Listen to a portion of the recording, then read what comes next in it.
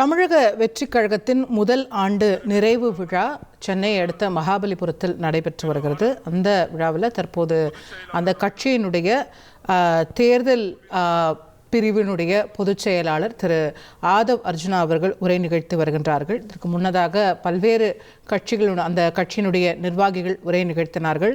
இறுதியாக நடிகர் விஜய் அவர்கள் பேசுவார்னு எதிர்பார்க்கப்படுகிறது. அதற்காக தான் அரங்கமும் காத்திருக்கிறது. தற்போது திரு ஆதவ் அர்ஜுனா அவர்கள் பேசுவதை கேட்போம். தலைவருடைய ஆலோசகர், என்னுடைய நண்பர் மற்றும் நிரந்தர தலைவர்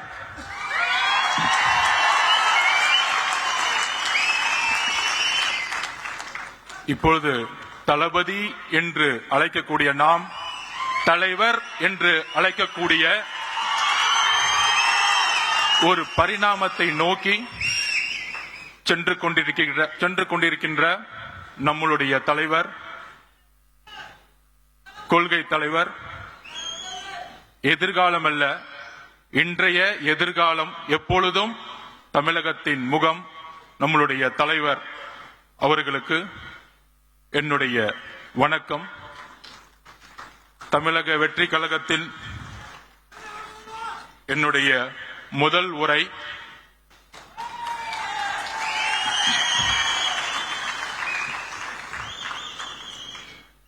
தந்தை பெரியார், புரட்சியாளர் அம்பேத்கர், கர்ம வீரர் காமராஜர், சமூக சீர்திருத்தவாதி அஞ்சலை அம்மாள் அவர்கள், வீரமங்கை வேலுநாச்சியார் அவர்கள் அவர்களுடைய கொள்கைகளுக்கும் தியாகங்களுக்கும் என்னுடைய முதற்கண் வணக்கம்.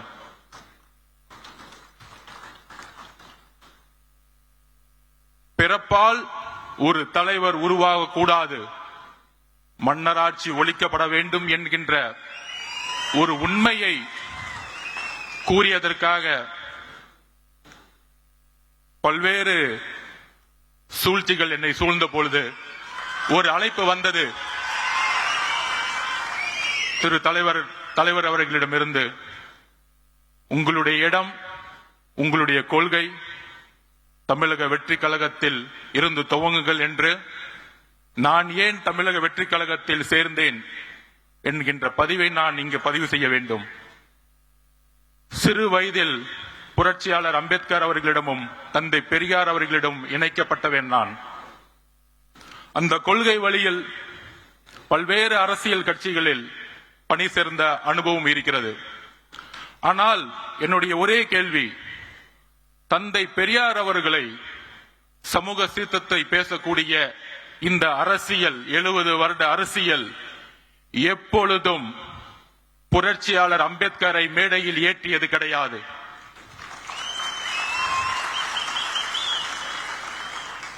இரு பெரும் தலைவர்கள், அது ஆண் பெண் என்ற பாகுபாடு இல்லாமல் தமிழக வெற்றி கழகத்தின் எந்த ஆளுமையை தமிழகத்தில் தன்னுடைய தியாகத்தை செய்தவர்களை ஐம்பெரும் தலைவர்களாக, கொள்கை தலைவர்களாக நியமித்து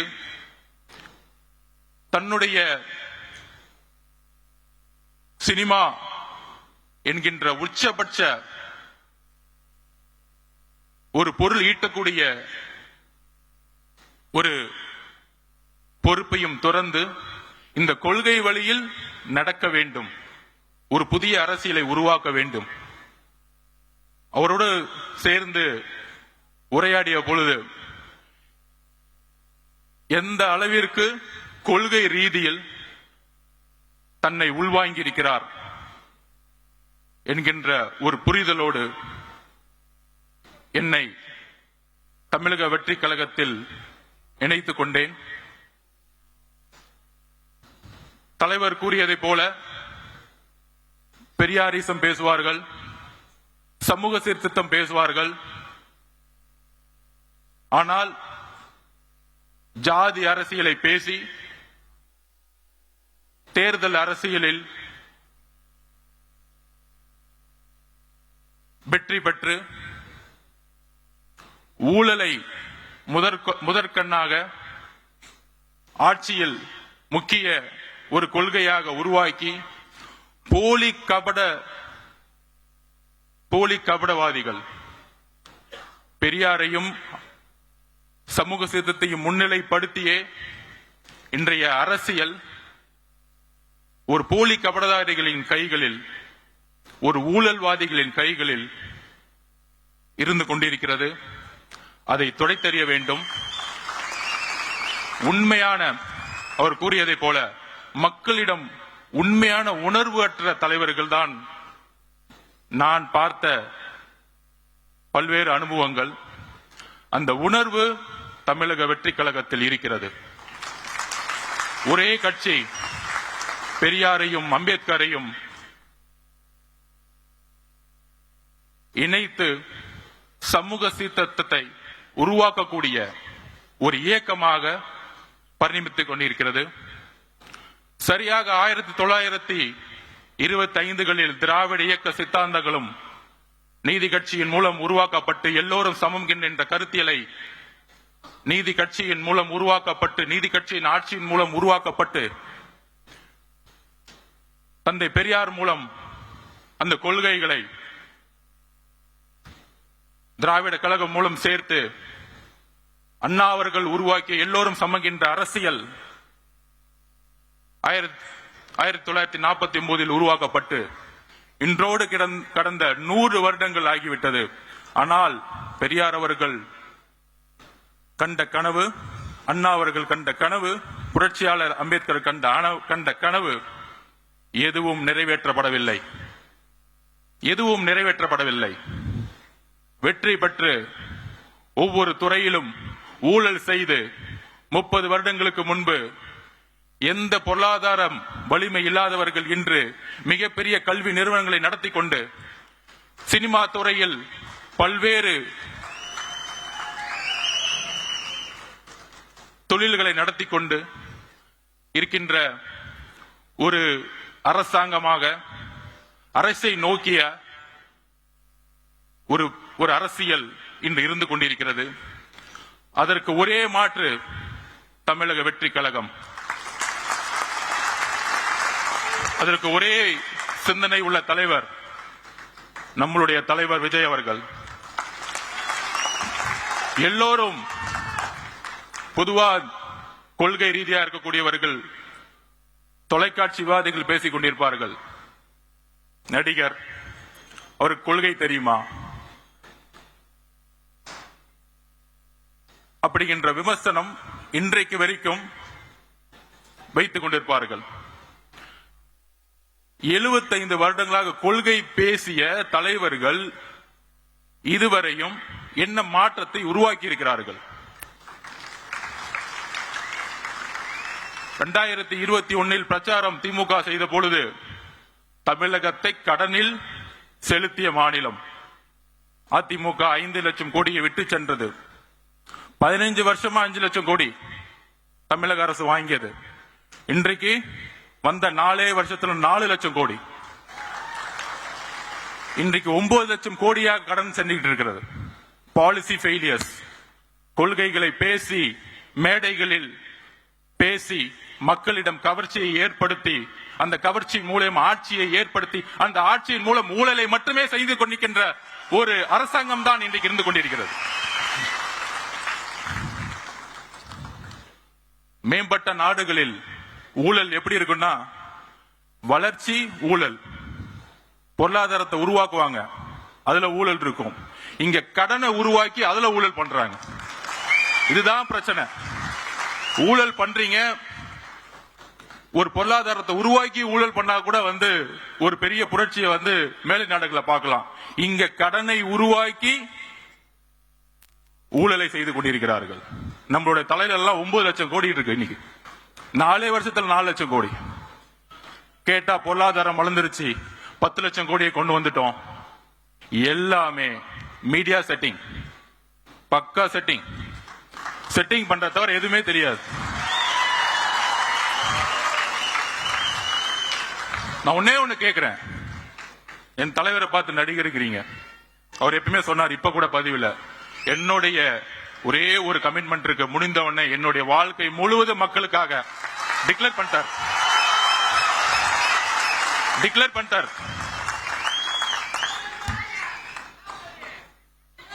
ஓபனா டிக்ளேர் பண்ணிட்டார். ஆனா ஏன் தலைவரை பார்த்து நீங்க ஏன் நடிச்சிட்டு இருக்கீங்க? இப்ப அதுவும் கொஞ்சம் அவர் போடுற பேண்ட் சட்டையை மாத்தி நடிச்சா கூட பரவாயில்ல.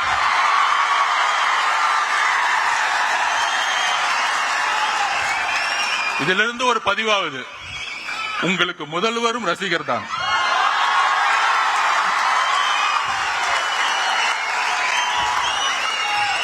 அப்புறம் நம்ம எல்லாம் வந்து அண்ணன் கூப்பிடுவோம், எல்லாரும் அண்ணன் அண்ணன் தான் கூப்பிடுவோம். அடுத்த நாள் பார்த்தா வாரிசு, பிறப்பால் பதவி அடைந்தவர் அண்ணன் சொல்லிட்டு பேச ஆரம்பிச்சிட்டாங்க. என்ன நடக்குதுன்னே தெரியல. சோ தூக்கத்துல எல்லாம் இப்ப என்ன நடக்குதுன்னா, ஆளுங்கட்சிக்கு தூங்கும் போது நடக்கும் பொழுது இந்த கூட்டத்தை எப்படி அடக்கிறது? நம்ம மணி சொன்ன மாதிரி இது என்ன களிமண்ணா? ரசிகர் கூட்டம். ஆமாப்பா, இப்படிதான் எம்ஜிஆர் சொன்னீங்க. 77 தூக்கி போட்டாரு, 89 வரைக்கும் வர முடியல. அவர் உயிரோட இருக்க வரைக்கும் வர முடியல. ஏளனம் பேசுவதை நிப்பாட்டுங்கள், ஒருத்தரை ஒருமையில் பேசுவதை நிப்பாட்டுங்கள். மக்கள் வரவேற்பார்கள். தன்னுடைய தொழிலை, தன்னுடைய பொருளாதாரத்தை தூக்கி எறிந்த தலைவரை வரவேற்பார்கள். ஆட்சியை அமைத்து பொருளாதாரத்தை உருவாக்கக்கூடிய அரசாங்கங்கள் தான் நாம் பார்த்துக் கொண்டிருக்கிறோம். பொருளாதாரத்தை தூக்கி எறிந்த ஒரு தலைவரை நாம் பார்த்துக் கொண்டிருக்கப்படுகிறோம். அதற்கு ஒரு தைரியம் வேண்டும். அந்த தைரியத்துடன் தான் நாமும் நம்முடைய தலைவரும், இங்க இருக்கக்கூடிய மாவட்ட செயலாளர்களும், ஒன்றிய பொறுப்பாளர்களும், ஏன் பூத் லெவல் செக்ரட்டரியிலும் எல்லோரும் ஒரே பயணத்தை நோக்கி செல்ல போகிறோம்.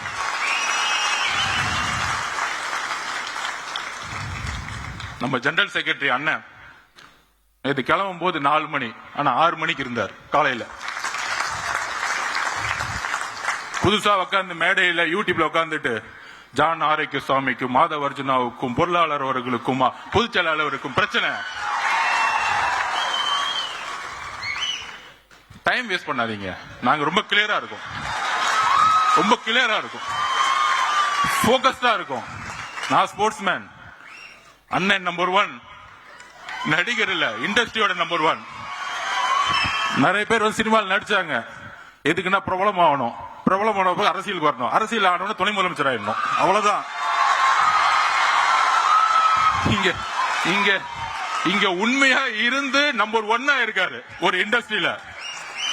அதுக்கு ஒரு தைரியம் வேணும், அதுக்கு ஒரு உழைப்பு வேணும், அதுக்கு ஒரு கமிட்மெண்ட் வேணும், அதுக்கு ஒரு மக்கள் ஆதரவு வேணும். இங்க மக்கள் ஆதரவு இல்லாம யாராலையும் நம்பர் 1 ஆக முடியாது. நீங்க எந்த விதமான ராஜாங்கத்தை உருவாக்கலாம், நீங்கள் எந்த விதமான மன்னராட்சியை உருவாக்கலாம். 1917 ரஷ்ய புரட்சி, 1789 பிரெஞ்சு புரட்சி, இந்த புரட்சியை படியுங்கள். இந்த மன்னராட்சி அதிகாரத்தை யூஸ் பண்றது, எங்க கட்சிக்காரங்க மேல எஃப்ஐஆர் போடுறது, சிறை செல்வதற்கும் நாங்கள் தயார், சிறை செல்வதற்கும் நாங்கள் தயார். சிறைகளை பார்த்து பயப்படுவர்களை நாங்கள் சிறையும் செல்வோம், சென்ட் ஜார்ஜ் கோட்டையும் செல்வோம். அடுத்த 62 வாரங்கள் நாம் தான் எதிர்க்கட்சி தலைவர், நம் தலைவர் தான் எதிர்க்கட்சி தலைவர். தயாராவோம், நீங்கள் எதையும் செய்யுங்கள். எத்தனை போலீஸ் வேணா பண்ணுவாங்க. நம்ம தலைவர் விகடன் மேல சொன்னார், உங்களுடைய கூட்டணி அரித்மாட்டிக்ஸ், உங்களுடைய கூட்டணி பலமான கூட்டணி, இதெல்லாம் உடையும். அதுக்கு ஒரு உதாரணம் சொல்றேன். 2011 இதேதான் யோசிச்சாங்க. திமுக 30%, காங்கிரஸ் 10%, 40%, அதோடு சேர்ந்து பிஎம்கே 8%, விசிகே எல்லாம் சேர்ந்து 55% வர சொன்னாங்க. ஆனா 203 தொகுதிகளில் அன்றைக்கு இருந்த ஜெயலலிதா மேடம் ஜெயிச்சாங்க. எதிர்கட்சி தலைவராக கூட ஆக முடியல. சோ தமிழக மக்களுக்கு தெரியும் ஆட்சியோட பிரச்சனை என்ன. 36% ஈபி விலை ஏத்தி இன்னைக்கு எந்த இண்டஸ்ட்ரியும் ரன் பண்ண முடியல. நீங்க கொடுக்கக்கூடிய 1000 ரூபாய் பத்துமா? 1000 ரூபாய் கொடுத்து 10,000 ரூபாய் புடிங்கிட்டு இருக்கீங்க மக்கள் கிட்ட. இதையெல்லாம் என்னுடைய தலைவர் எதிர்க்கட்சி தலைவராக இருந்து பேசுவார் கூடிய விரைவில். அவருடைய பயணம், அவருடைய ஒவ்வொரு நொடியோடைய பயணம் தமிழகத்தில் அதிர்வலைகளை 1967 அண்ணா ஏற்படுத்தியது போல 1977 எம்ஜிஆர் ஏற்படுத்திய போல அடுத்த பிளவு ஏற்படும் தமிழகத்தில். அதற்கு எல்லா அஜெண்டா ரெடி, எல்லாமே பிளானிங் ரெடி. எல்லாரும் சொல்லுவாங்களே தேர்தல் அரசியல் இவங்களுக்கு தான் எல்லாம் தெரியும். ஒரு பெரிய மினிஸ்டர் அவர் ஒரு பூத்துக்கு 10,000 ரூபாய் கொடுப்பாரு. அவர் கோயம்புத்தூர் பக்கம் எல்லாத்தையும் பாத்துக்குவாரு. ஒருத்தர் திருச்சி பக்கம் பாத்துக்குவாரு, ஒருத்தர் திருவண்ணாமலை பக்கம் பாத்துக்குவாரு. 10 இன்ஜினியரிங் காலேஜ் வச்சிருக்காங்க. 1967 மக்கள் தூக்கி போட்டதும் 1977 திரு எம்ஜிஆர் அவர்களை கொண்டு வரும் போதும் பண பலத்தை நோக்கி இல்ல, மக்கள் செல்வாக்கை நோக்கி. எங்களிடம் பணம் இல்லாமல் இருக்கலாம், ஆனால் உழைப்பு இருக்கிறது, தைரியம் இருக்கிறது, நல்ல தலைவர் இருக்கிறார், அதோடு சேர்ந்த உண்மை கொள்கை இருக்கிறது. So agenda ready. முக்கியமா அடுத்தது ஒரு விஷயம், திரு ஜன்சுராஜ் தலைவருடைய பிரசாந்த் கிஷோர் அவர் ஏன் இங்க வந்தாரு? 2021 திமுக வரும்போது ஏன் அந்த கொஸ்டின் வரல? பயம், வேற ஒண்ணு இல்ல, பயம். ஒரு தலைவரை நோக்கி, எங்கள் தலைவரை நோக்கி பல அறிவாளிகள் வருவது ஒரு இயற்கை. இதுல என்ன தவறு? இதுல என்ன தவறு இருக்கிறது? ஃபுட்பால்ல மெஸ்ஸி சொல்லுவாரு, நான் வேர்ல்டு கப் நம்பர் 1 இருக்கிறதுக்கு முக்கியமான காரணம், ஜெயிச்சதுக்கு என்ன காரணம்னா இது ஒரு டீம் கேம், குழுவோடு சேர்ந்து விளையாண்டதனால் நான் நம்பர் 1 ஆனேன். நாங்கள் ஒரு 45 சீட்டு கொடுங்க, அந்த 45 சீட்டை வாங்கிட்டு எம்எல்ஏ ஆகிறதுக்கு வரல, ஆட்சி அமைக்க வந்திருக்கோம், மக்களோட பேரோட ஆட்சி அமைக்க வந்திருக்கோம். ஆட்சி அமைப்பதற்கு எல்லா சிந்தனை கொண்டவர்களும் இந்த கட்சியில் வரும் பொழுது இது மன்னர் ஆட்சி இல்ல, அறிவு இருக்கவங்க எல்லாம் கட்சிக்குள்ள வரக்கூடாது. ஒரு துதிப்பாடிகளும் இந்த சட்டசபையில பாப்போமே, பாலிசி மேக்கிங் 10 மானிய கோரிக்கை ஒரே நாள் நிறைவேற்றிடுவாங்க. 10 மானிய மாறிக்கை நிறைவேற்றி பார்த்திருக்கீங்களா? ஏன்னா துதிப்பாடல், வாழ்க வாழ்க வாழ்க, தமிழக மக்கள் ஒளிக ஒளிக ஒளிக, இதுதான் போயிட்டு இருக்கோம். நாங்கெல்லாம் மேல போயிட்டே இருப்போம், நாங்கெல்லாம் ரோட்ல நின்றுட்டு இருப்போம். இவ்வளவுதான் சட்டசபை தான் போயிட்டு இருக்கு. இதை உடைத்தெறிய திரு ஜான் ஆரோக்கியசாமி எப்பொழுது நமக்காக வேலை செய்து கொண்டிருக்கிறார்களோ, நானும் என்னுடைய பங்கு இருக்கிறதோ, இங்க இருக்கக்கூடிய மாவட்ட செயலாளர், பொருளாளர், பொறுப்பாளர்கள், ஜெனரல் செக்ரட்டரி, அதோடு சேர்ந்து ஜன்சுவராஜ் பார்ட்டியுடைய தலைவர் நம்மளோடு இணைந்து வேலை செய்ய வராரு. இல்லைன்னா தவறு. நம்மளுடைய கொள்கைகளை, நம்மளுடைய ஐப்பெரும் தலைவர் கொள்கைகளை, நம்மளுடைய எல்லா கொள்கைகளையும் உள்வாங்கி அதற்கான தேர்தல் பிரச்சாரத்தில் நம்மளோடு சேர்ந்து இன்னும் பல பேர் வரதுக்கு ரெடியா இருக்கிறாங்க. இன்னும் பல தலைவர்கள் வர ரெடி போறாங்க. இன்னும் பல பூகங்கள் வரப்போகுது. சோ அதனால எப்படி நூற்றாண்டுகள் கழித்து ஒரு புதிய மாற்றங்களும் புரட்சிகளும் உருவாகுமோ, அவரை பத்தி நான் ஒண்ணு சொல்லணும். பிரசாந்த் கிஷோர் அவர்களை அவரோட பயணித்ததுல 2021 1990க்கு அப்புறம் மெஜாரிட்டி கவர்மெண்ட் திமுக வந்ததே கிடையாது. அவருடைய சிந்தனைகளும் ஒரு முக்கிய காரணம் வெற்றி பெற்றதுக்கு 2021. அதே போல வெஸ்ட் பெங்கால்லையும் டெல்லி எலெக்ஷன்லையும் கெஜ்ரிவால் அவர்களை வின் பண்ண வைக்கும் பொழுது நான் தனிப்பட்ட முறையில் பார்த்திருக்கேன். மிகப்பெரிய prime minister, home minister campaign, பெரிய கேம்பெயின் போன எலெக்ஷன்ல. ஆனா அதுக்கான அந்த நேரத்தில் திரு கெஜ்ரிவால் அவர்கள் ஜெயிக்க முடியாதுங்கிறத சொன்னிச்சு. ஒரு சிந்தனையை கரெக்டா ஒரு டிசைன் பண்ணாரு, கட்சியோடைய கோஆர்டினேஷன்ஸை உருவாக்குனாரு. அந்த கோஆர்டினேஷனோட சேர்ந்து வரும் பொழுது அன்றைக்கு பிஜேபி மிகப்பெரிய தோல்வியை ஏற்படுத்தியது. சோ இன்னைக்கு இன்னும் மிகப்பெரிய தலைவர்கள், மிகப்பெரிய ஆளுமைகள் வரக்கூடாது என்பது நிச்சயமல்ல. ஏனென்றால் நாம் ஒரு ஆட்சியை மக்கள் துணையுடன், ஒரு ஊழலற்ற ஆட்சியை உருவாக்க இங்க எல்லோரும் ஒரு உறுதியேற்க வந்திருக்கின்றோம். அந்த உறுதியுடன் நம்மளுடைய பயணத்தை உருவாக்குவோம். நம்பிக்கையுடன், தைரியத்துடன் நம்மளுடைய பயணத்தை உருவாக்குவோம். வாய்ப்பு கொடுத்த தலைவர் அவர்களுக்கும், பொதுச்செயலாளர் அவர்களுக்கும்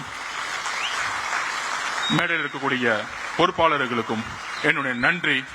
வெற்றி நிச்சயம். செய்திகளை உடனுக்குடன் தெரிந்து கொள்ள உடனே சப்ஸ்கிரைப் பண்ணுங்க.